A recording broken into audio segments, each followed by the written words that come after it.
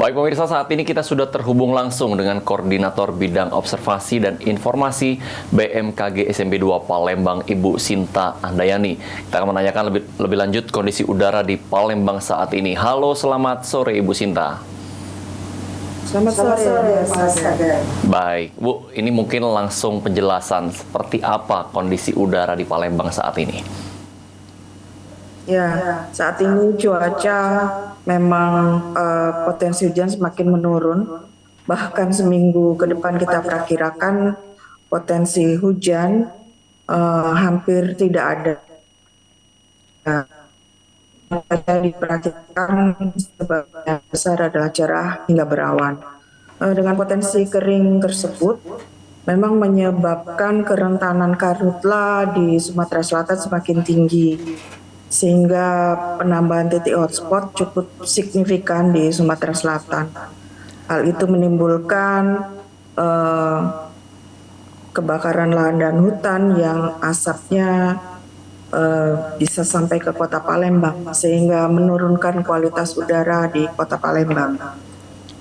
Ya, baik. Memang sebagian besar masyarakat mungkin sudah juga merasakan kabut asap yang sudah masuk ke wilayah Kota Palembang, dan mungkin ini pengaruhnya daerah mana saja nih Bu, yang kira-kira menjadi faktor penyebab kondisi udara yang tidak sehat di Kota Palembang, nih kebakaran di daerah mana saja?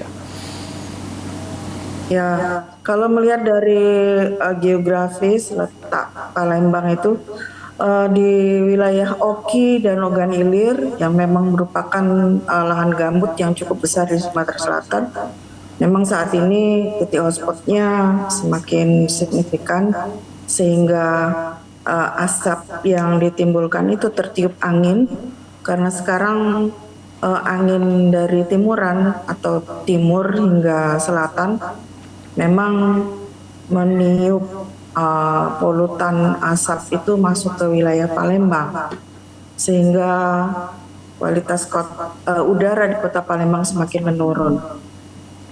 Dan kami pantau melalui alat kami alat kualitas udara kami di PM2,5 itu menunjukkan gejala memang fluktuatif, namun sebagian besar menunjukkan kecenderungan untuk tidak sehat hingga sangat tidak sehat.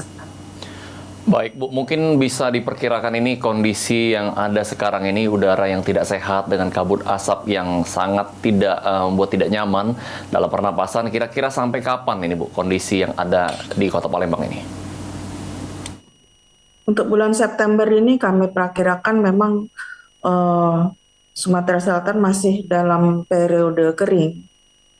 Namun di Oktober ada mulai kecenderungan untuk musim pancaroba atau musim peralihan. Jadi kami perkiraan pertengahan hingga akhir Oktober kami harap udah berangsur hujan mulai turun, sehingga bisa membuat udara semakin bersih ya dari polusi.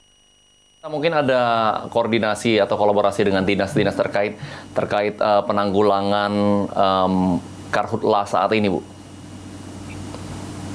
Betul, kami memang berkoordinasi dari semua stakeholder, baik dari TNI, Polri, Manggala Agni, BPBD, dan sebagainya, untuk berupaya mengendalikan titik hotspot. Karena memang di tahun 2023 di kemarau ini kami mendeteksi adanya fenomena El Nino dan IUD yang bernilai positif yang akan menambah kering di musim kemarau di tahun 2023 ini. Dan kami juga menghimbau masyarakat di Sumatera Selatan pada umumnya untuk menjaga lingkungan dengan tidak membakar lahan dan hutan, sehingga tidak menambah polusi udara, dan kita berharap dampak negatif dari peningkatan titik hotspot itu tidak berakibat lebih jauh terhadap kesehatan masyarakat di Sumsel pada umumnya. Baik, terima kasih banyak Ibu Sinta Andayani atas waktu dan informasinya. Tentunya ini sangat bermanfaat bagi pemirsa Liputan Metropolis PAL TV sore hari ini. Selamat bekerja kembali Ibu. Assalamualaikum warahmatullahi wabarakatuh.